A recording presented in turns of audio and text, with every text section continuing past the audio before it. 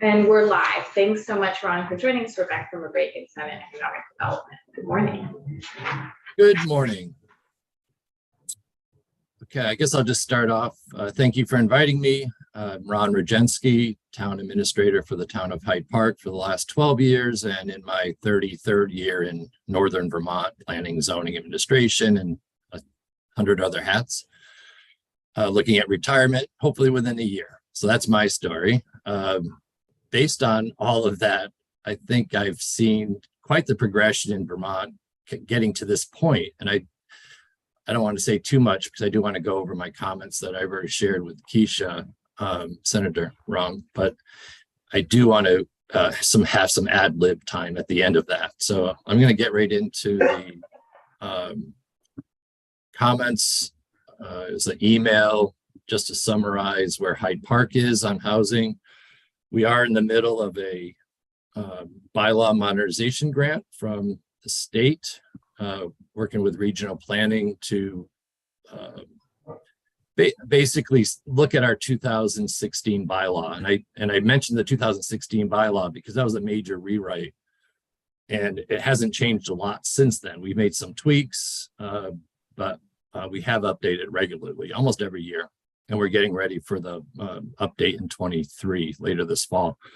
In 2016, the town adopted some of the same concepts that you're looking at in the proposed bill, primarily I don't call it banning of single family, but I call it the Flexibility to Homeowners Act, so to speak, where they can come into my office as a zoning administrator and say, we'd like to, we're downsizing, we're getting older, a child's coming home after college, they want to live with us, and they need to hear for the last bunch of years the 30% cap. And we had that, of course, prior to 2016, but we just couldn't understand it.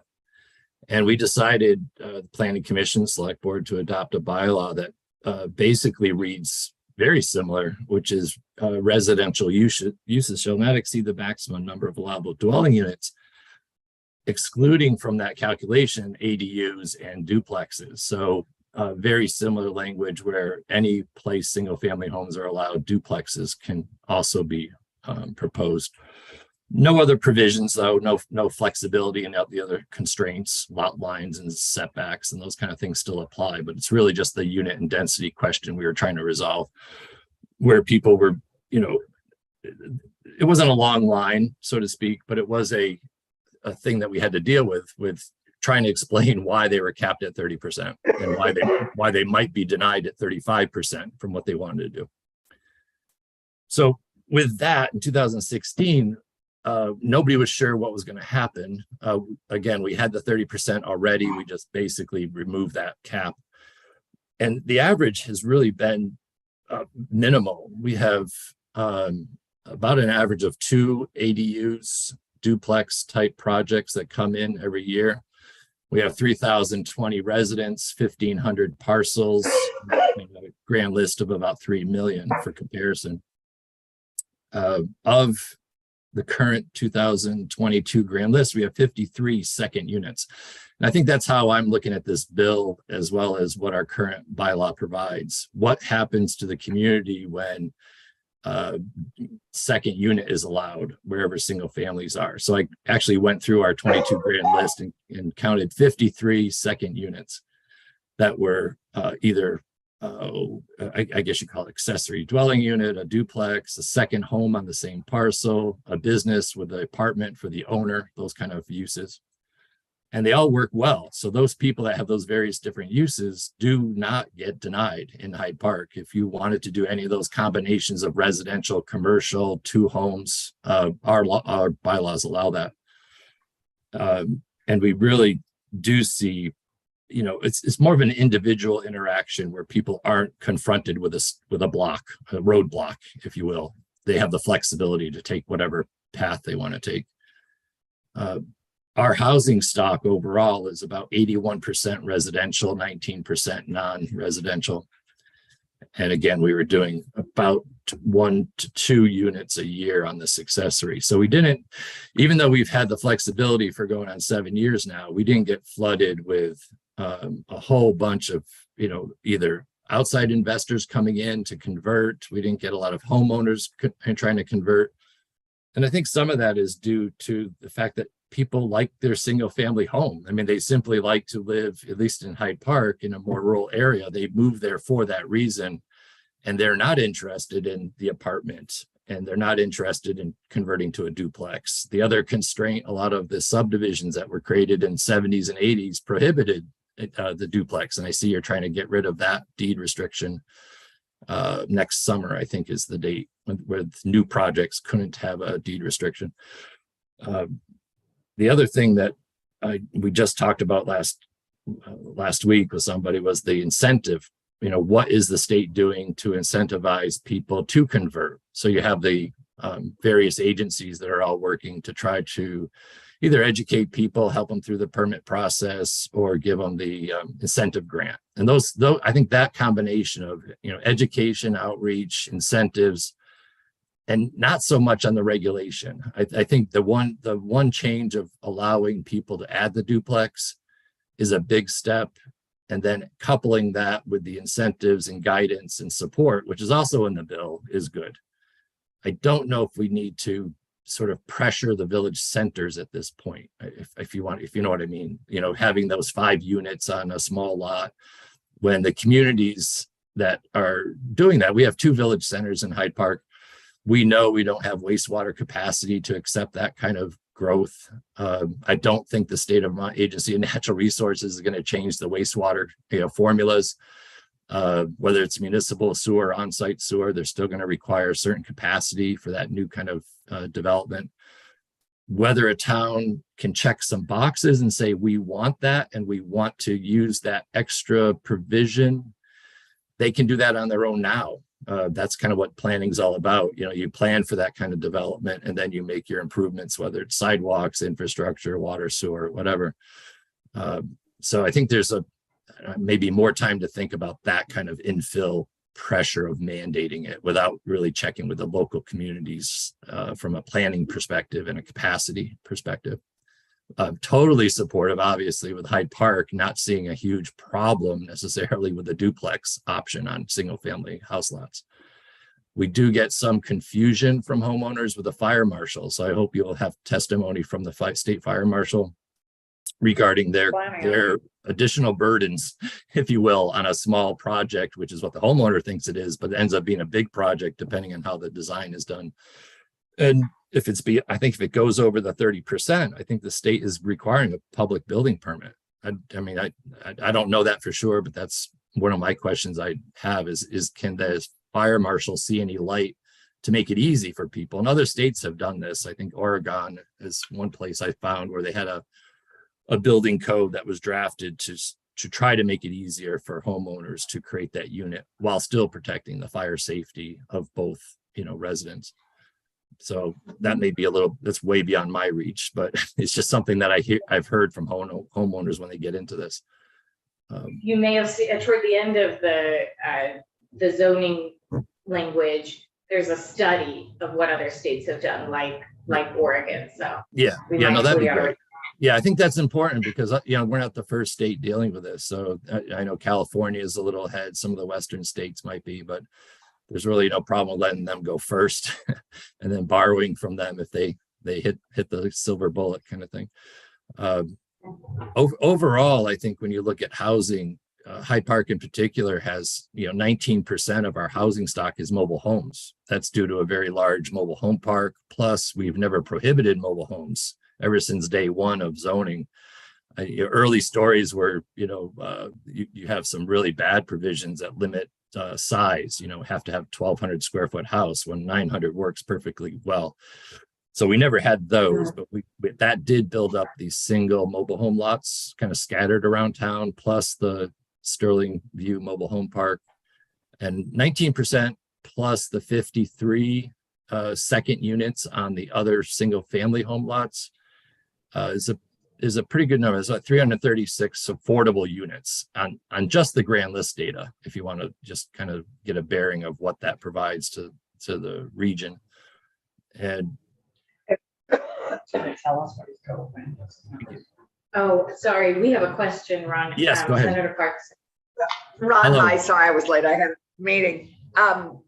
Ron, when you talk about 336 units, out of how many housing units do you have in? Yeah, there's a Grand total. Park? Did you already? Yeah, there's 945 single family homes, and that's the R1, R2, if you're familiar with the 411 form. So every town reports on the 411. That's the combination of R1, R2, which is under 6 acres, over 6 acres. That's the 945. The mobile homes themselves is 283. So we've got a good percentage of residential, like 81%. The combination of all those is residential. And on all of those, we have the 53 units, second units that we don't count as we don't count that any different way other than just trying to recognize it in our grand list. One of the suggestions I had as you get into this kind of tracking units and how things are working, the grand list system with the CAMA PVR department there, if there's some way to tweak the information that is collected by the towns. So right now, if you look at our grand list, for example, you'll see the property description. It might say house plus barn plus apartment, house plus 2 apartments, 2 houses. And it's all into a text file. And it's really not easy at all to collect that data so that in a year or two, if the housing provisions go in, you say, oh, can we go to PVR and pull the permit, pull the grand list from every town and see what we did change? You won't be able to do that. So I think it's important to at least figure out how you're going to study performance standard or performance measure on this. We touched on some other areas of our bill that are really helpful, like data collection. So it's appreciated. Yeah, and quite honestly, I wish you had testified for our rental registry, which some of us still care a lot about, because it would get exactly at our ability to track houses and rental units separately in this way. So, I don't know how else to get. I don't know how else you do it on a statewide basis if the individual towns aren't collecting it. Your incentive program, right. How many residents in Hyde Park took care of, the $53,000 incentive? I'm not going to know that. That's a state program. I don't know if our listers would know that. They just see an addition. Mm-hmm. Yeah. So that fits into one of the challenges we have, which is we got to make it clearer on the grand list what's there. Any other questions? For Ron, Mr. Richards? I'd like to, so remind me, because Linda Martin, as you know, was a dear and beloved colleague, one of my classmates here in 2004. I know Hyde Park is small, and you have 945 single homes. How many residents again? 3,020 is. It's like 1,200. 3,020 population. Okay. 1,500 parcels overall. Total parcels is 1,500. And of those parcels, 81% of those parcels is residential. Right. Yes. Got that. Thanks. Yep. And how long have you been the town administrator? Oh yeah, you missed a great story. Oh, sorry. Okay, I'll go back. 12 years, and Linda's been very helpful while town clerk has been out on medical leave. I am sure she has. We've actually been related to all this is just a really side comment. I don't know if you're going to get into it. Is the whole reappraisal issue we have. Not only the reappraisal mandate that we'll be getting in June, which 80% of Vermont towns are going to get probably, but also we don't have a board of listers. They all resigned due to the burden and training of PVR, and they just got sick of it basically. I'm sure you've heard this before. So we tried to figure out if Linda Martin from Wolcott and Duncan Hastings from Johnson, we're banding together to try to sort of solve a regional assessor position, mostly because PVR in the state of Vermont isn't going to be moving that quick. We talked to PVR about what the limitations are with helping towns, and they said there's statutory limitations on why they can't, sort of touch the grand list data. They can guide us and work us through the rules, but they can't really help in the sense of work. So without listers and with a cost of $95 to $125 an hour for contracted assessor, which is the statutory option when your board of listers is vacant, we're looking to hire a professional assessor that's actually an employee through the regional planning office. It'll be the first one in Vermont where there's actually hopefully a staff member of some sort at the regional office that would work with the 3 towns of Hyde Park, Hyde Park and Wolcott and Johnson. So that's almost done. We have the agreements done. We're advertised, and we're trying to find the person that wants that position, and that's even hard these days. So anyway, I just wanted to, as a side piece to that, we are struggling, and we don't know if the state can solve it or if each town's going to have to solve it, or we're just going to ignore the reappraisal mandate letters.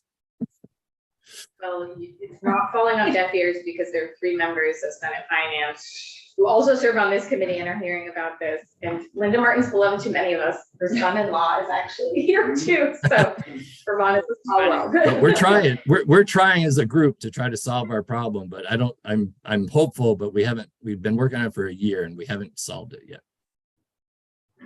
That's really helpful to know. This is, sometimes we don't hear from our kind of mid-sized communities enough. So this has been really valuable. And thank you for all your service, and hopefully we'll still be able to tap your knowledge as you. Yep. No, anytime. You have my email contact, and I appreciate your time and inviting me.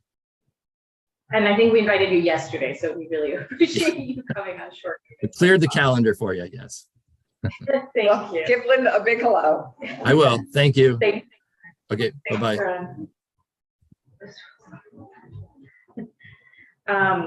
Thank you, Director Susanna Davis, for your patience as we are running a tiny bit behind. We don't want to keep you for more than half an hour, but we don't have anything after that because of the weather. So we have somebody canceled? And we'll do one little thing with the committee about assigning confirmations of administrative appointments. But you just don't have to feel rushed, and we're grateful to have you in our committee. Great, thank you all very much. And I don't know if everyone, Thanks, Jay. So our policy and research analyst is currently passing you hard copies of the deck that we'll be going through today. This is Jay Green. Jay has been doing a wonderful job in the office on anything related to data, research. If you have questions, if you want good sources or resources, Jay is an excellent person to help you find them. wonderful. Thank you for this handout too. Yeah, of course. So I don't think I need to set the stage too much. I see already the themes you're touching on, which is really valuable to our committee. Many people have noted that I have placed the color of law really prominently on our shelf. I think we need to have a real conversation about the history of housing and wealth building in this country, and probably now more than any time in recent history, we have a wealth gap between huge increases in people's home values and huge rental costs for people who don't own a home. And that affects us here in Vermont with our racial home ownership gap in a big way. So we're grateful to have had your work on some pieces of this bill and have your committee. Thank you very much. So for the record, Susanna Davis, Racial Equity Director for the state. I am showing a screen right now, and I have captions enabled at the top of the screen. I do know that Zoom also permits them at the bottom of the screen. If there's anyone watching and hates this, let me know and I'll turn it off. So today I'm going to talk a little bit about how zoning can impact different aspects of people's lives, including but not limited to their physical health, their social health, and their general well-being and outcomes. You all know that I tend to be long-winded. I'm working on that. So please don't be shy to tell me to slow down, hurry up, or answer particular questions that I may not be hitting. We appreciate that. All right. So first, it's extremely important that we acknowledge that when we talk about use and disposal and expansion or transfer of land, we're talking about unceded Indigenous territory. And this is an important point because it gets at the issue of humility, it gets at the issue of ownership, and who philosophically and legally has the right to say how land should be used. Are we incorporating Indigenous voices into this policymaking? If not, why not? And if so, is it happening in ways that are tokenistic, but that do not actually address the historic historical land theft and other harms that have been perpetuated against the community. So first, I just want to talk a little bit about redlining. I know you all are familiar with it already. This may be routine to you, but I think it's important that we just set the stage a little bit. So redlining, as we know, was not just a continuation of an existing policy of segregation, but it was also something that acted as a beginning and as a catalyst for further enforcement of segregation policies in the US. So what you're looking at right now is a map of Manchester, New Hampshire. This is one of the original maps from the HOLC, which was established in the early 20th century to basically redline the country. The reason that this practice is called redlining is because what effectively happened was neighborhoods and metro areas were divided up geographically based on how desirable they were to the average consumer. Average, of course, being a metric that was anchored to the average affluent or middle income white family. So the way that this worked, these are the original maps from the HOLC, they are publicly available. The way that it worked is that areas that were considered most desirable were coded in green.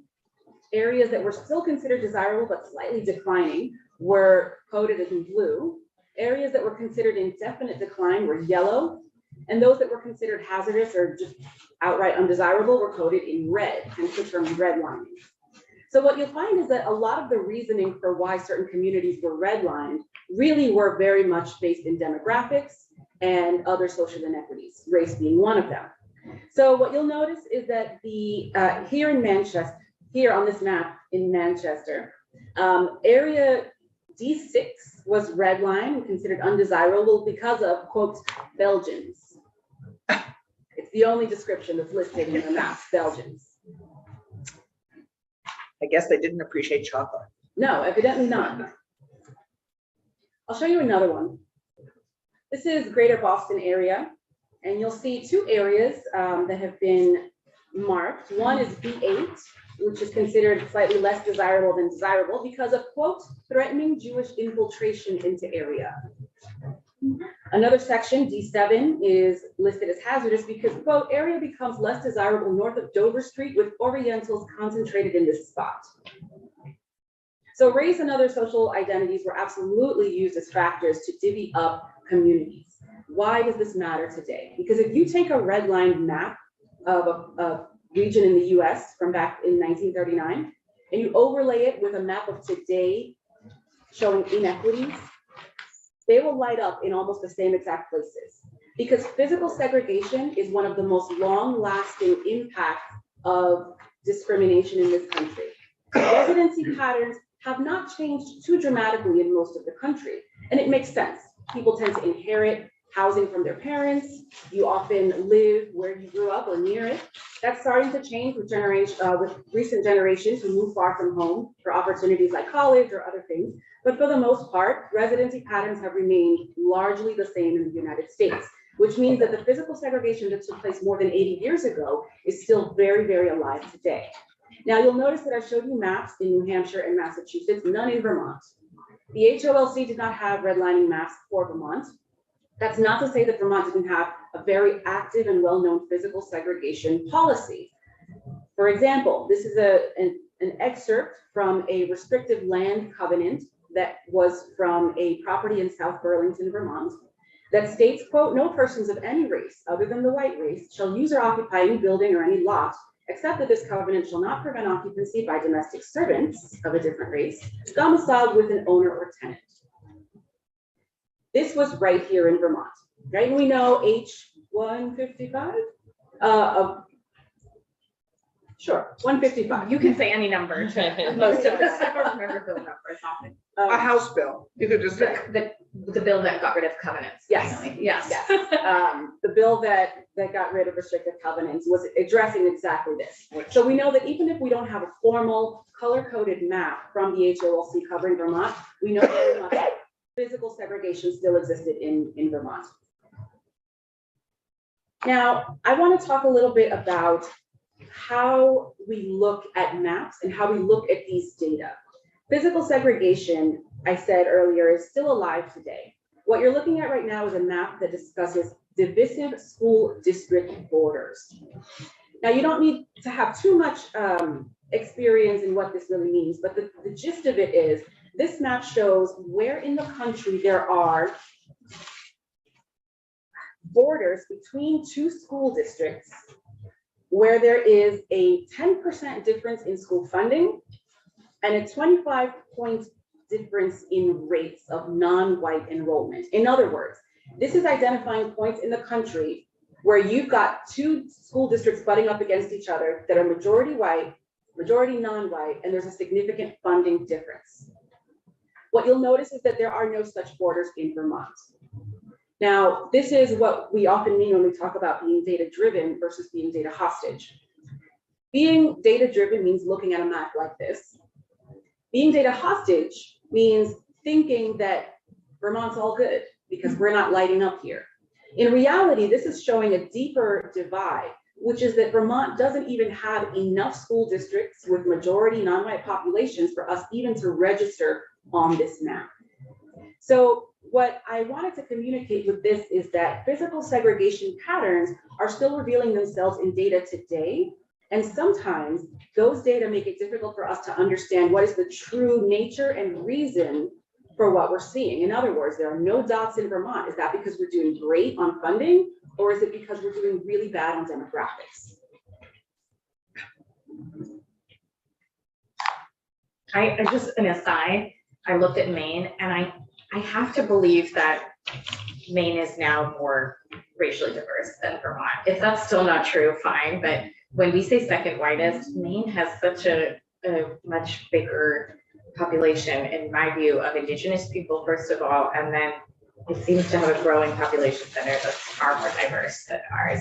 We have I don't know if you looked into that yet. We have been the second oldest and second whitest state in the country after Maine on both fronts for a number of years. I did recently hear someone say that we are now the first whitest. I'm actually not certain that that's true, but I could be wrong. I just want us to look into it at some point, you know, because if Maine has some changes happening, and it has the first Black woman to be Speaker of the House. Not that that, again, is the entire demographic, but I would like to make sure we're getting that statistic right. Mm-hmm. Sooner than later. Per capita, it may both be trudging along at sort of a similar pace. That's true, they're double. They have double their population. So, and we're making inroads, albeit incredibly slowly. We are on a 45-minute commute from Boston. That is fair too. Yeah. York County, Maine, which is the one just above Portsmouth, was the fastest growing area, I think, in New England. And it's a straight shot down the interstate. And that's it. The upper reaches, I've been to Port Kent once, that was enough. Like I said, yeah, no, it's an aside, but you know. They I are could definitely going on, Maine. it's Yeah. like Nashua, New Hampshire, that Right, Boston commute has spread out. exactly. And you know, I think that what's important here also is that we want to get to a place as a state where we're not racing for second place on this statistic. Absolutely, absolutely, yeah. Um, And we might even first now, yeah. And I think approach matters too, because I know that a couple of years ago, a senior official in the state of Maine was asked, do you have a problem with racism? And that person said, well, not at all. Being the second whitest state in the country, Right. which isn't really happenstance. Yeah. You don't get to be number one by accident in any metric. Right. And I look at Montana, you know, which, well, I can't tell if Montana's fully blocked. My geography is still terrible. Oh, yes, but it looks like If- nada. if there's nothing going on there, I mean, I did appreciate that in The Color of Law, you know, Richard Rothstein highlights big fights in urban areas, but says Maine at one point, you know, similarly to time frame to the eugenics era, just moved all Black people out of the state, kind of ran them out of the state. And, you know, we have a smaller number, but similar stories in Vermont of people running people out of specific towns. It's and happening right now. Exactly. From women of color in our state. Exactly. Yeah. There's a new movie out, I read somewhere about an island off Maine that was populated with people from Portugal and slaves that had run away, and it was removed during the eugenics movement, even though they had survived very comfortably Right. For 100 years. for 100 years. Yeah, just the stories we're learning of forcible removal or kind of pushing people. I Well, mean, they were even all Alexander declared Twilight. medically defective. Yeah. Perhaps. All right. So we already know that the residency patterns have been in effect from de jure, which is law-based, and de facto segregation, right? But it doesn't come out of nowhere. A lot of this arises from social values, or what society wants us to believe are the social values. What you're looking at is a tweet from the former president who says he's happy to inform all of the people living their suburban lifestyle dream that they will no longer be bothered or financially hurt by having low-income housing built in their neighborhoods. This is a sentiment that runs across party line. It is not applicable to any one politician or any one person in recent history. This is the quiet part being said very much out loud, but this is a sentiment that you will find in every political leaning in this country. The idea, when we think about low-income housing or affordability of housing, that somehow a major consideration should be the feelings or the finances of affluent people around them. What this does is it positions a public good for people who are not wealthy as needing to be checked against the portfolios of affluent people in neighborhoods. This gets at the urban-rural divide, right? White flight, which happened all around the country, and the ways in which the suburbs emerged seemingly overnight. Even the ways in which we title certain towns, places like Whitehaven, etc. If there is a Whitehaven, Vermont, I'm not calling you out. I don't think But there's a Whitehaven in so many other states, it's a safe bet. Yikes. So this is how we have messaging that influences land use policy. This is one part of the land use policy cycle. So first we take a policy. We say as a policy, we do not want homeowners to have to deal with too many multi-unit buildings or low-income housing near them. They don't want to be next to the poors, is the policy. So then at that point, it turns into a regulation. Oh, hey, let's limit multi-story buildings. Let's not do upzoning. Let's limit only to single family. You have to have minimum lot sizes of this acreage. So if you can't afford that, then you can't buy here, right? It creates those regulations. At that point, the distribution of neighborhood amenities is another critical piece of this. Once we know who can and cannot live in a place, that's when the investment happens. As a matter of fact, I mean, investment happens throughout, but that's when you figure out who's going to get self-storage facilities, dollar stores, and parking lots, parking garages, and who's going to get froyo shops and civic centers and libraries and green spaces. The inequitable distribution of neighborhood amenities is a downstream and an upstream effect of what we're seeing in residence patterns today. And of course, that inequitable distribution of benefits and burdens has impact in a lot of areas of life. For example, we know that when people own land as opposed to rent, they tend to have higher rates of civic participation, which means they're more actively involved, particularly at the local level. So that means, this is where our NIMBYism comes in. It means that the people who are more likely to show up in local board votes, people who are more likely to petition or appeal to zoning committees, people who are likely to oppose certain development projects in neighborhoods, tend to be people who own land. By contrast, you have a lot of people who are renters who feel disconnected from their communities. Because when we look at things like ecological programs, I want to do my part for the ecology, but if I don't own my roof, I can't put a solar panel on it. Who's that subsidy going to, right? So people feel less connected and less empowered through disparate rates of land or home ownership. May I just ask you, if you track community solar projects to see if renters are able, I mean, I don't know the answer to this, but it strikes me that the one plus of community solar projects is that renters could participate and that the credits would go with them wherever they rented. And that, I just love to put a pin in that to find out. I think that's a great research question. Jay. And I was looking at Jay in the back of You my are- head. Yeah, I'm looking at Jay directly. You knew you were. What's it? Noted. Yes, No, I think yeah, it's an interesting plus, maybe a hidden plus. Yeah. So there- No, there was another interesting point you just made, which is people that live in rental units that don't own it are less inclined to be involved in the community. If that's true, we're already having trouble recruiting volunteer fire, Yeah. EMTs, Right. select board, any one of those members. Yeah.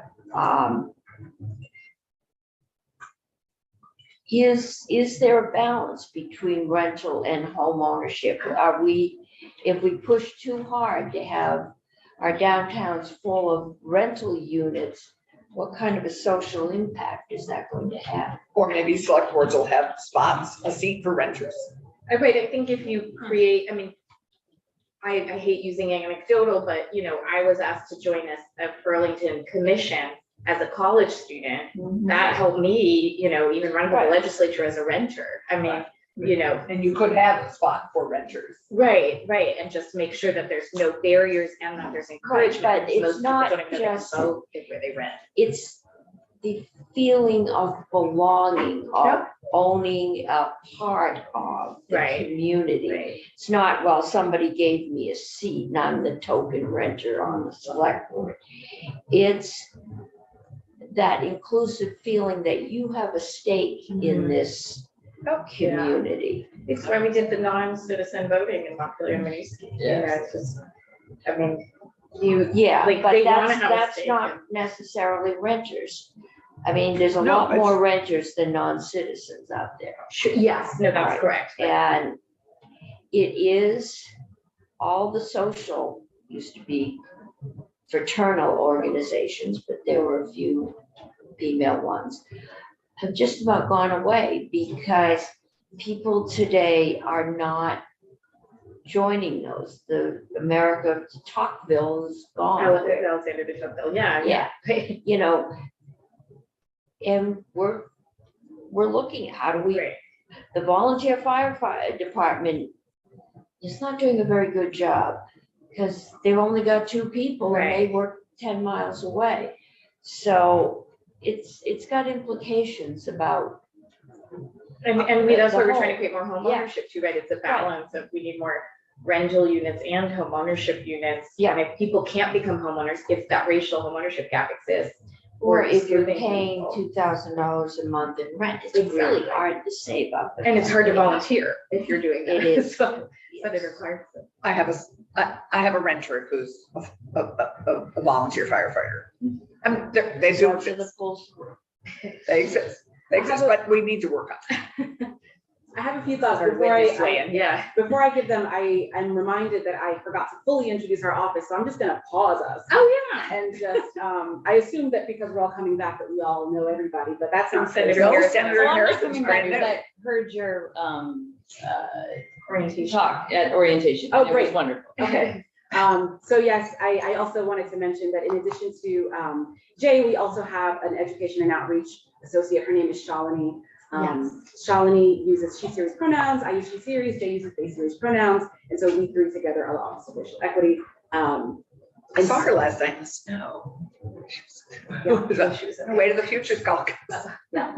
So as we start having conversations about interesting questions or what have you, I'll be sure to direct the ones related to outreach to Shalini, so she can head those up. And of course, we can send them to Jay so that they can also head those up as well. I've been trying to find a study that I saw in Harvard Magazine years ago that I'm trying to find again that said when a city becomes more diverse, people are less inclined to want to pay taxes and invest in that city.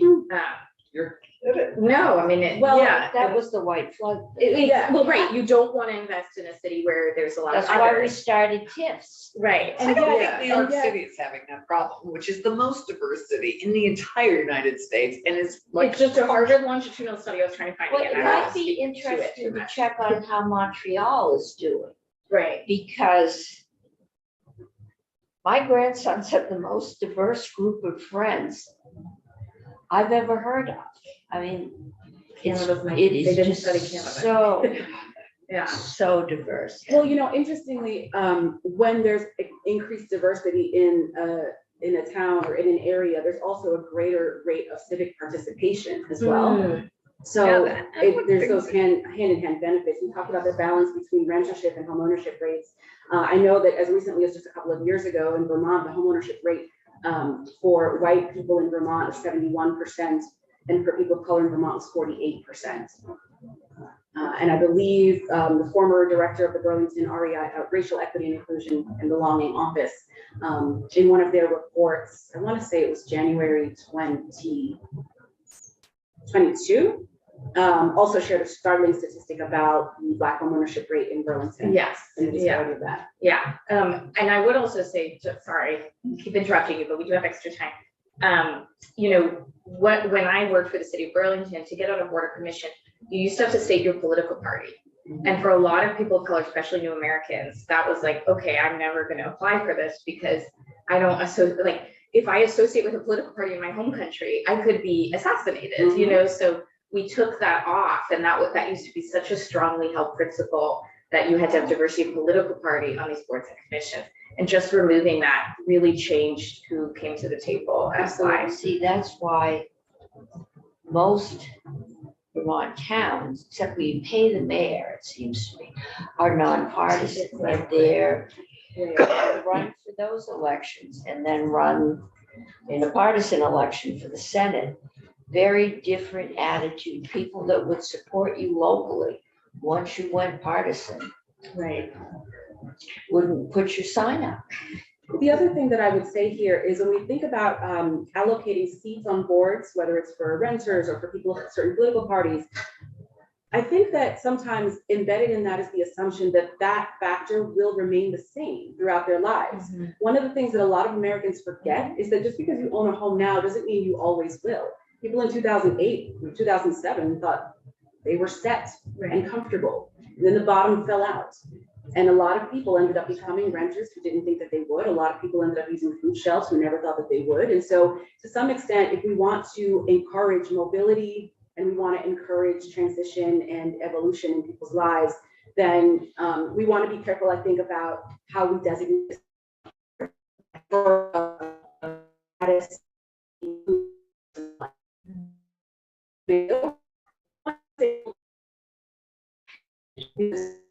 person, as if they can speak on behalf of every single person with every single disability. But on top of that, most of us as humans age into disability, right? And so I think what it means to be disabled needs to be re-examined. For example, eyeglasses are a disability aid. We don't think of them that way, but they're so. I do. Well, because they're so ubiquitous, a lot of people don't. But in fact, they are, right? And so thinking about what does it mean for a person to be a member of a community today, and then tomorrow something might change dramatically in their Well, lives. And just to pin on that, increasingly older Vermonters who have owned big homes are wanting to downsize and are renting in assisted communities. So actually there's sort of a slight interesting shift. I mean, you're right, it is all fluid. With chunks of time in between, but there is also, I would say, a trend to wealthier people renting at near the end of it for the last 20 or 30 years of their life. Absolutely. Possibly. Always brings lots of discussion. Yes. When you come. Thank you. And by the end of our time, I'm sure by like 11:55, Jay's going to have an answer to our communal solar arrays. No pressure. He's at least smiling back He's there. working, he's working. So in addition to civic participation, there are also very strong ties between land ownership and land use and community health. So we know that people who tend to own land or own their homes often influence the siting and the distribution of health promoting amenities or health deleterious amenities, right? If we have enough people who say, no, we don't want this facility here in this neighborhood, okay, we'll just put it over here where there are fewer people showing up to board meetings to put up a fight. Now, in terms of the distribution of health promoting or health deleterious amenities and burdens, I want to talk a little bit about food justice. You may have heard of food deserts. Those are places that have few or no healthy food options. Food swamp is another term you may not be familiar with. It's where the area has a significantly higher number of unhealthy food options compared to the number of healthy food options. In public health, we usually use the metric of 4:1. We know that the existence of food deserts and food swamps tracks extremely closely with the prevalence of obesity, diabetes, heart disease. And I remind the committee that at the very beginning of COVID-19, when we were looking at all of the underlying conditions that made a person at higher risk, these were 3 that were at the top of the list. We know that food injustice hurts everyone across all sectors. For example, at the individual level, poor nutrition leads to negative health impacts for the person. Widespread negative health impacts for the community means higher health costs and lower productivity in job sectors. As a matter of fact, the cost of diagnosed diabetes has gone up by more than a quarter over 5 years. It now totals more than $327 billion with a B dollars. And that's just the cost of diagnosed diabetes. I think we all know someone who knows someone who has unchecked or undiagnosed diabetes as well. We know that the cost of obesity, and I'm using this term with an asterisk, not to pathologize body size, but because this is the medical term that's used in the statistical finding. We know that the cost of job absenteeism that is related to obesity has cost businesses more than $4.3 billion a year, and it drives healthcare costs of over $200 billion a year. So the costs are significant, and what we're talking about is, do you have 13 fast food restaurants with 1 grocery store, or do you have healthy food options, organic smoothie shops, and other health promoting neighborhood amenities? And recreation and exercise. Absolutely. Transit. Yeah. And when we talk about food justice, it's not just at the consumer side, but it's also at the production side. We know that agricultural workers are among those who are excluded from the workplace provisions that were brought about way back when was passed. Since then, there are a lot of agricultural workers who, of course, are here in Vermont. This is an agricultural state. And yet what we find is that when it comes to food justice, we often think about people's access to food, but not necessarily the industry in which it's being produced. We know that there's a disparity between racial groups and ethnic groups in the composition of people who are producing food. For example, we know that Latinos in the United States are experiencing climate change the hardest out of any ethnic group in the country, because more than half of us live in the 3 states that are experiencing climate change the strongest. That's California, Texas, and Florida. We know that Latinos are more likely to work in industries that are affected by climate change, like agriculture, manufacturing, construction. 80% of farm workers in the US are Latino. And we know that almost half of us are living in counties that frequently violate clean air standards for healthy ground level ozone, fine particulate matter, et cetera. As a matter of fact, I think I read a statistic recently that a Hispanic child is 8 times more likely, is this right? 8 times more likely to die of an asthma attack than a white child. Don't quote me on that. That's really startling, and now I'm questioning myself. Email us. I will. That's super high. It's very high. Maybe it was a Hispanic 8-year-old. I don't want to embarrass myself. I'll come back to you with that. In any event, what we know then is that when you couple the zoning issue, food justice, food production, with labor issues, what we find is a very dangerous mix that we have here in Vermont, where a lot of people are in substandard housing that may not be known to anybody because they are in areas that are zoned for agricultural production, which means they may be exposed to hazards and other physical or other hazards that may be compromising their health, because oftentimes their employers are also their landlords. Then the ethical question comes up about whether there's a chilling effect for these people to be able to complain about either their housing conditions or their work conditions, because both are precariously at risk. And then when you throw immigration status into the mix, we've effectively got an entire group of people in this state who likely are suffering on the housing or the employment or the diet side, and we just don't have visibility into it. While we're speaking of climate, I thought I would just mention that we're talking about housing and zoning and segregation and little pockets of communities, but nothing is fully siloed. No one is ever truly separated from the consequences of the actions of our neighbors. We now know that because of the way that humans are, that there is no place on earth where rainwater is safe to drink, right? This is what is it, 7th grade, the water cycle comes down from the sky, goes back up through evaporation. Well, now we've evaporated up the so-called forever chemicals, and now it is at the point where you can't even drink the rainwater. So that is all to say that though we're talking about separation of where people live, there is still very much an interconnectedness where it doesn't matter if this health deleterious facility gets sited in my neighborhood or your neighborhood, it is still going to have a synergistic effect on all of us. And I think that that level of unity and understanding is lacking in a lot of the decisions that we make about where to put things in life. Now, we talked about formal forms of zoning, but there are other ways to zone too. There are other ways to shuffle people into and out of different areas. What you're looking at right now are 2 maps that show where and how taxes for corporations are collected and where and how property tax assistance for struggling families are collected. So the map on the left talks about circuit breaker laws, which provide a state level refund to households who have property tax payments that the state deems unaffordable, usually because the household income may be below the threshold. So you'll see that Vermont has one of those circuit breaker laws. It's 17 states plus DC as of 2020.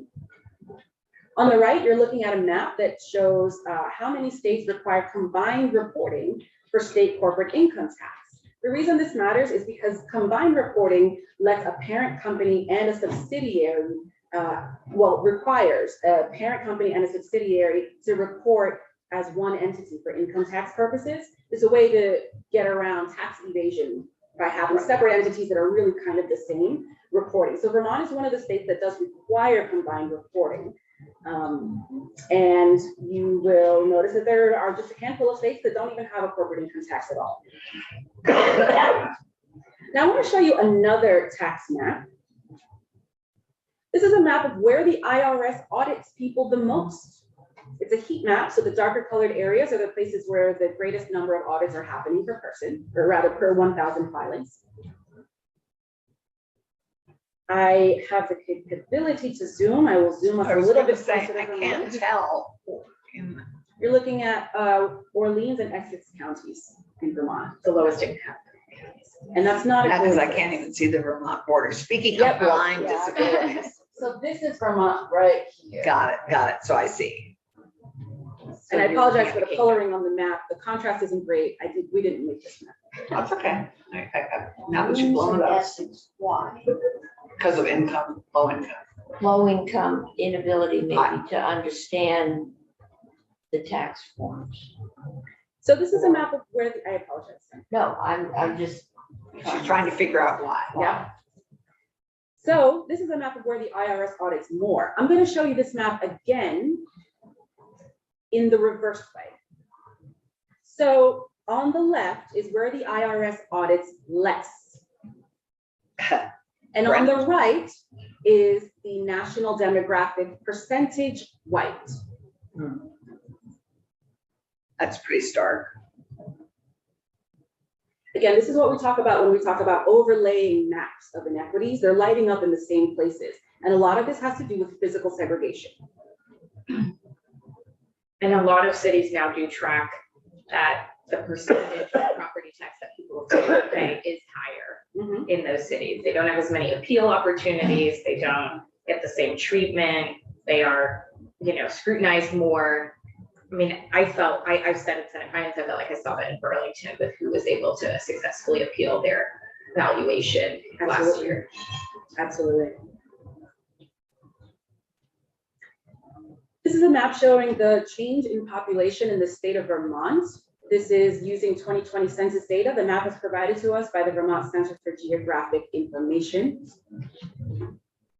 I'll put this here and I'll just show it for a few seconds so that you can look at where the populations are growing and shrinking, so that as we think about housing, where to site housing, think about what are our most popular populous areas.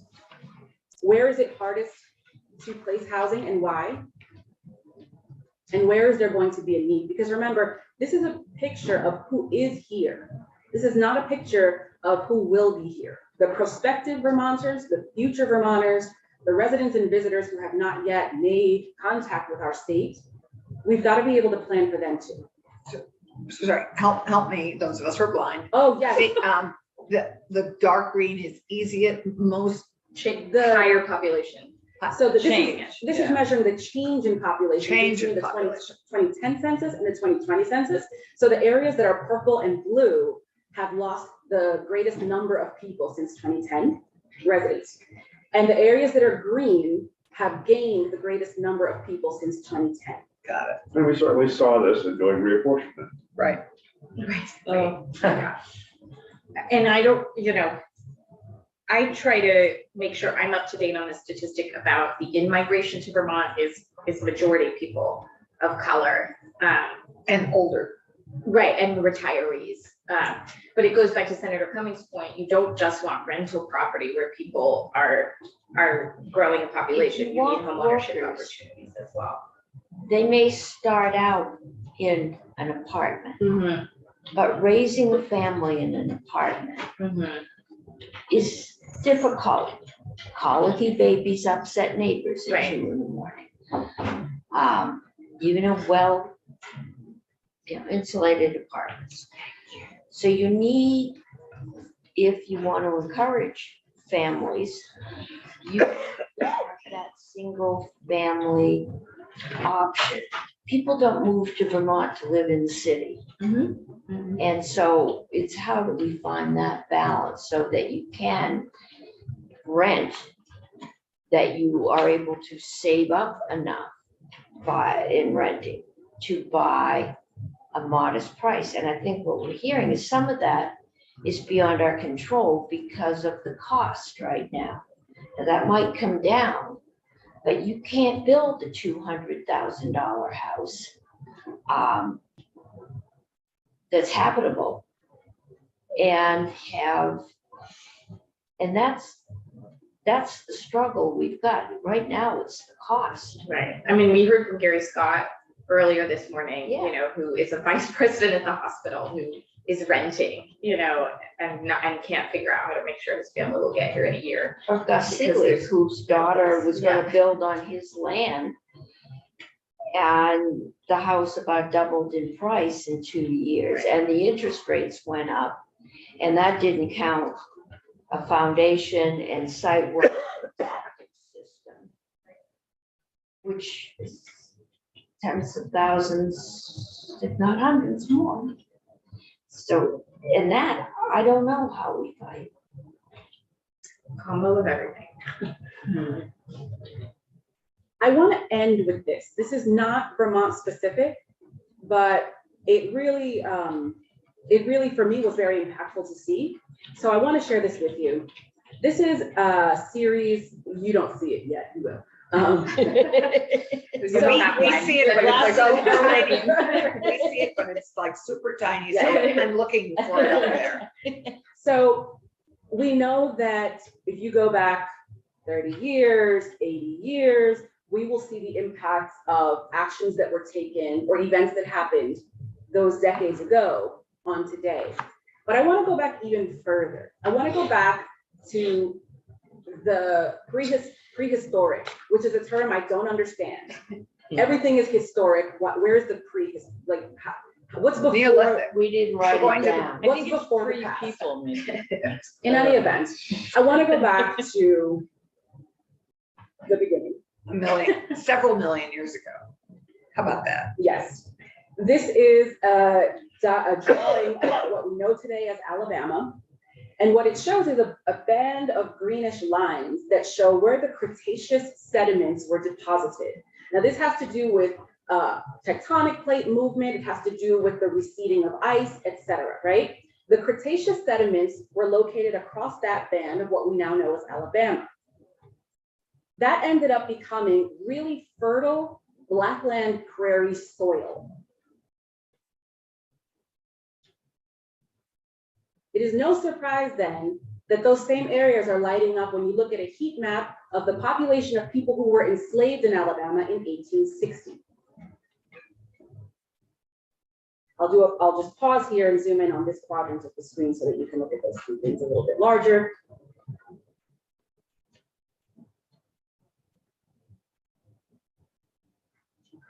Yeah. So then, it's no surprise to us that the average farm size in 1997 would still be concentrated, the largest farm sizes around that same belt. And that therefore by 2010, the Black population pretty much remained concentrated in that area. Which brings us to 2020 election results. Wow.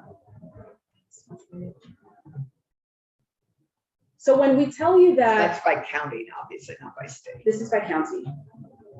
So when we say that segregation and residency patterns are influenced by past decisions, the decisions that we're making today as policymakers are not going to solve our problems in 10 months or even 10 years, because even today in 2020, we are still dealing with residency patterns that were set up for us back in the Cretaceous period.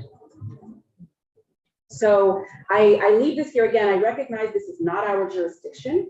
However, this is an ecological, natural phenomenon that is completely outside of our control as a species, that happened long before we were here, and yet it is still showing up in our lives today.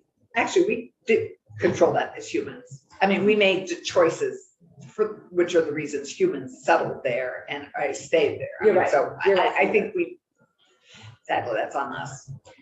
Yeah, I think that we did have a lot of agency in where we ended up settling. Like you said, we settle along rivers, we settle in fertile soil areas, right? And so we end up with things that look like this today. So how do we create policy that takes into account this kind of thing, but that also sets us up for something new and better and more equitable? So that's what I have for you today.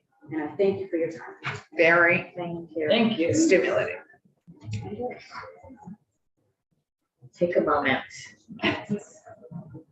Well, that's a great one, Jay. I don't know who connected Jay.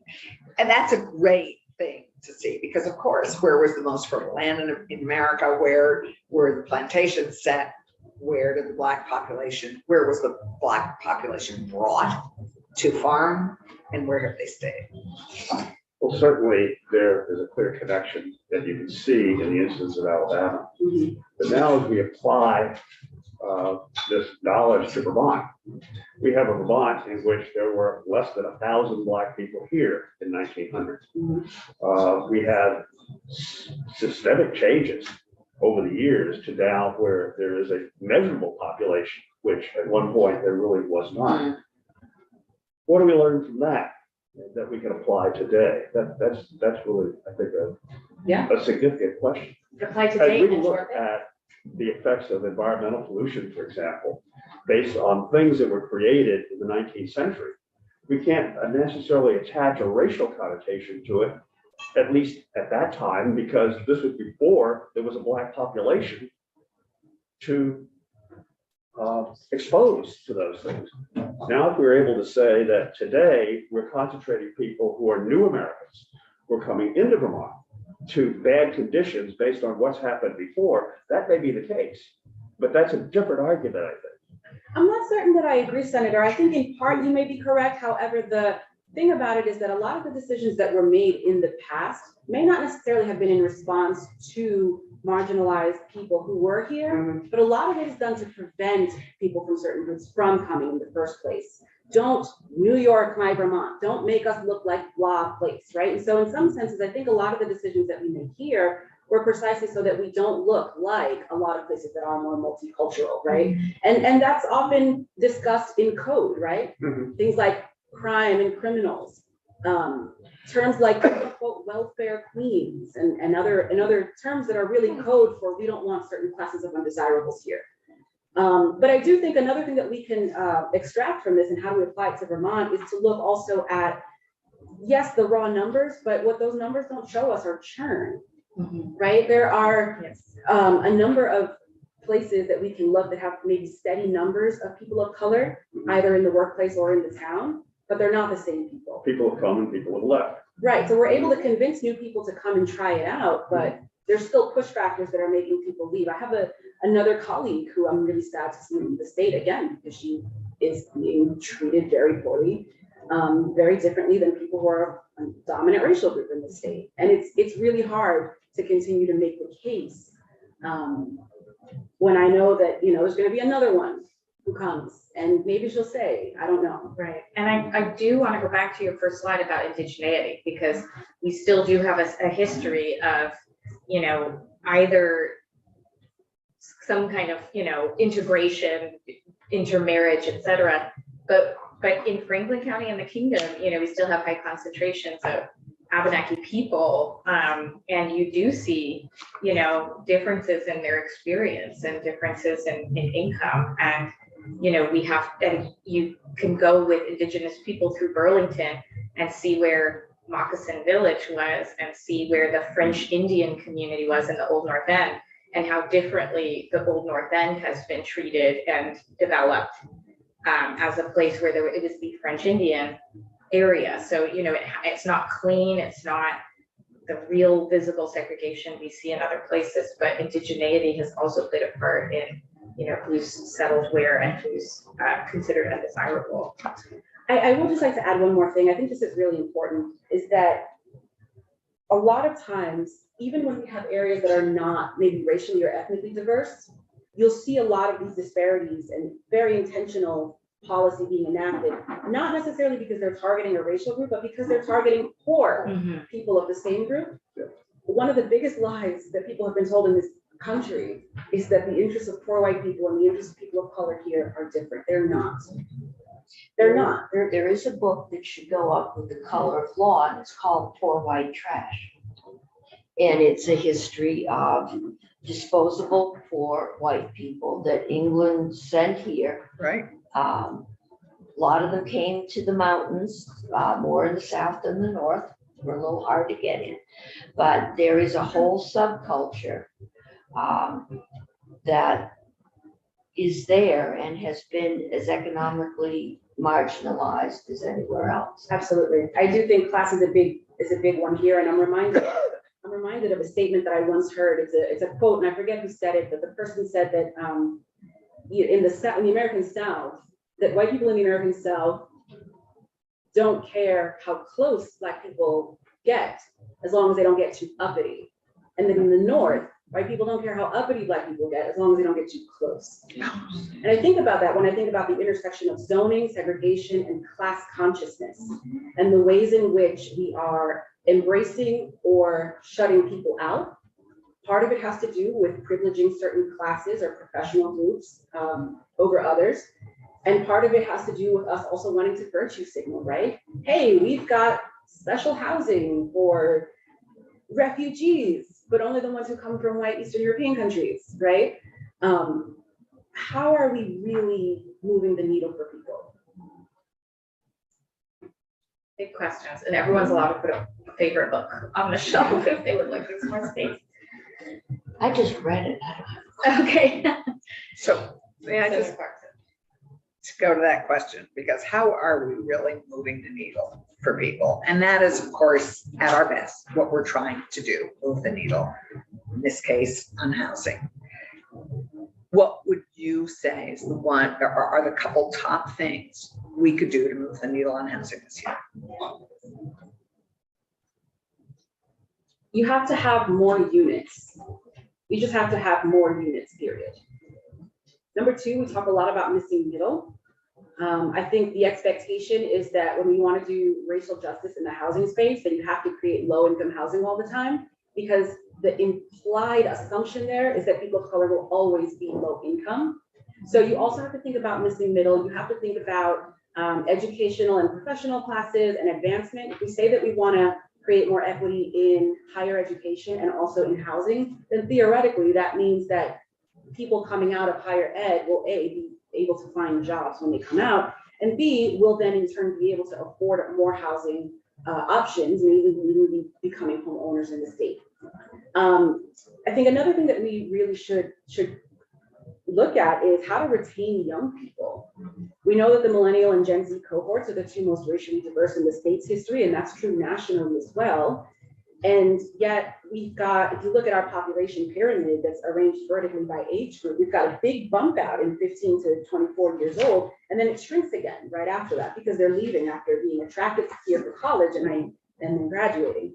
So I think being able to attract and retain young people is really key. And to do that, that means you got to listen to young people, because this is the next class of people who are going to be new parents and enrolling children in schools and new entrants in the workforce, right? We have an aging workforce. It's moving slowly toward a little bit younger, but we've got to think about tenure and what kinds of opportunities are we willing to pass. Young people cannot take a baton that we're not willing to pass. Why would people of color move to Vermont, and what would make more do so? Why would people of color move to Vermont, and what would make them want to do? More do so? Oh, what would make more do so? I think people of color would move to Vermont for a lot of reasons, really for the same reasons they'd move anywhere else, right? But on top of it, there are certain things that are unique to this place. For example, evidently, Lamoille County is the most climate safe county in America by 2050. Who knew? So thinking about climate migration, I mean, I was sitting on a hiring panel recently for another department, and one of the candidates was very open when asked why she was applying for this job. She's coming from the Southwestern states, and she said, because there's no water where I live, and I need to raise a family in a place that has water, right? So climate is going to be one huge factor. Another one is people are looking for something different. People are looking for change.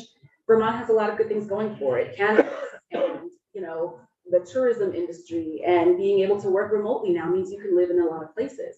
When I came here from New York, I foolishly thought that the cost of living in Vermont would be lower than it was. It was not. You didn't talk to me. No, I evidently didn't do my homework because Having done that, yeah, no, it's Well, startling. if you live in a poorer rural state in the South or the Midwest, you kind of, I think, assume that a rural state in New England is going to have a similar cost of living. It doesn't. And the Correct. big one in New England is the cost of land, and the cost of housing rests on that. correct. And I think to the second question of what would make more come, people want to feel safe. That's primary. People want to feel safe. And if all we're hearing is a steady stream of stories of people being harassed and bullied and overstopped and over arrested and over everything, nobody's going to want to subject themselves or their family members to that. So I think that there really needs to be a big conversation. There is already. I was going to say, sorry. Yeah, about community safety. But the thing is that when we think about community safety, people think that that just means police, and it doesn't. That's not the only solution. And for some people, more police presence means more safety. And for others, it's the exact opposite. So I think, number one, we've got to look at what it really means to feel safe.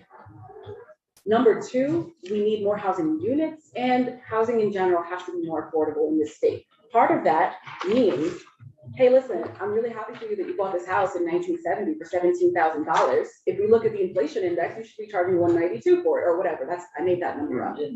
Why are you charging $500,000 for it? Oh, because I put in a pool. It's Vermont. What do you use it 3 times? I'm sorry, but this is now. It's okay. We get it. We can do the same rate.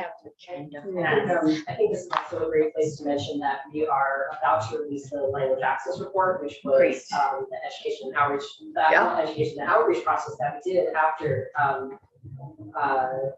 Executive Director Davis gave testimony on S-147 last year, asking for time. So we've done the research, and I've written the report, and Susanna has reviewed it and edited it, and we are in the process of doing a plain language summary and hoping to Coming to Senate GovOps to present.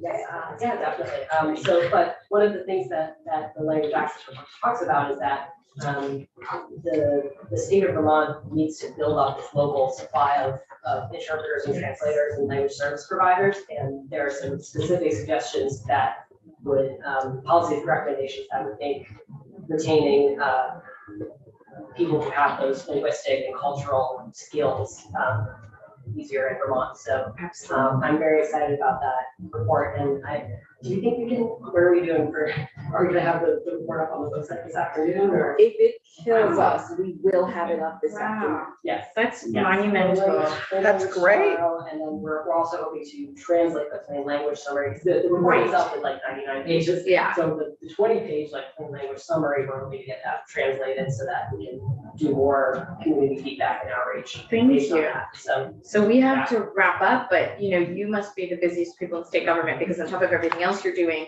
every time we talk about language access, someone says, I'm working with Susanna's team, I'm working on that. So thank you for everything you're doing. Thank you for presenting today.